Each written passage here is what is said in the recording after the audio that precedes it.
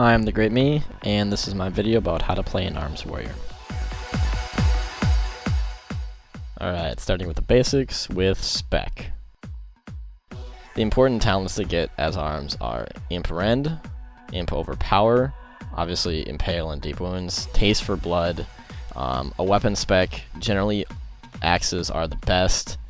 Also you want Improved Slam, you want Juggernaut, you want Unrelenting Assault, and Sudden Death. Those are the very important ones that you have to have in order to do legitimate DPS. And then you also want Trauma and Blood Frenzy for raid utility.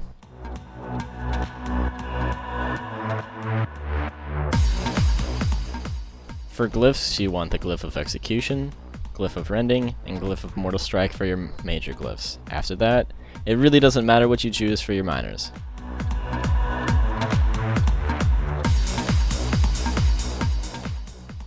The hit cap for ARMS is 8%, or approximately 262 hit rating, and the expertise cap is 6%, or 18 with weapon mastery.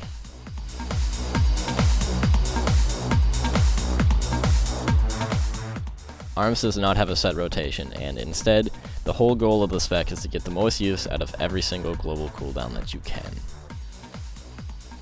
Because of this, you have an ability hierarchy, which is the most important is maintaining Rend, then Mortal Strike, then Execute, then Overpower, and then finally Slam. Ideally, you want to use Bladestorm when everything is on cooldown. Generally, I would use it right after I use an Overpower because that means Taste for Blood is on cooldown. And obviously, you're probably going to get Taste for Blood and a Sudden Death proc when you use it, so be prepared to use that right as soon as you get out of Bladestorming.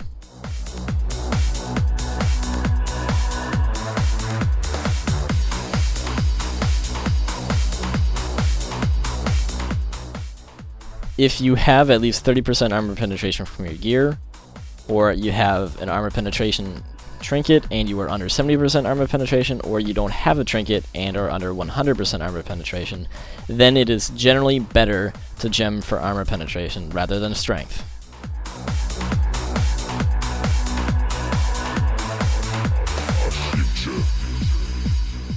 As with pretty much any spec out there, if you want to get good at it, you're going to have to practice. Just as it was with Fury, the training dummy is going to be your best friend when practicing ARMS.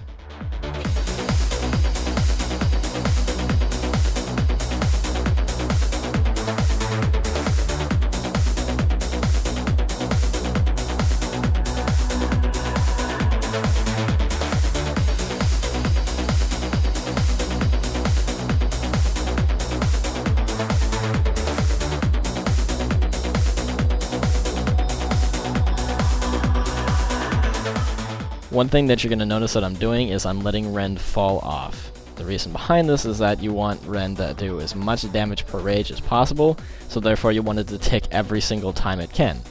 So you just let it fall off. And plus, letting it fall off will actually help make Taste for Blood procs a little bit smoother and more consistent.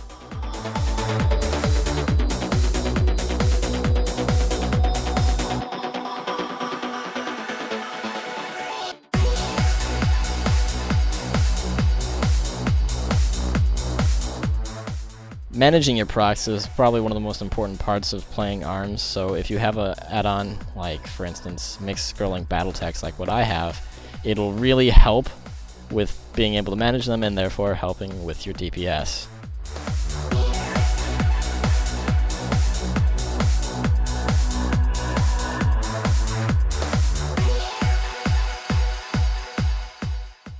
Now, I'm not amazing at ARMS, and I don't pretend to be, but I would say that I'm pretty decent, so if there's any really good ARMS warriors out there who happen to watch this video and see something I'm doing wrong, please let me know. But, I mean, I know a lot of the theory crafting behind it, I just don't have as much practice as I do with Fury.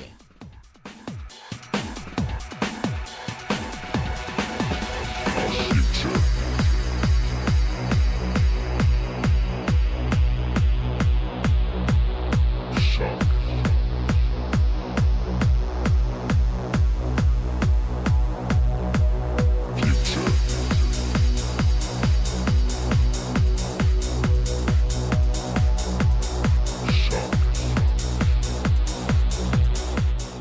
I hope this video has been helpful to you.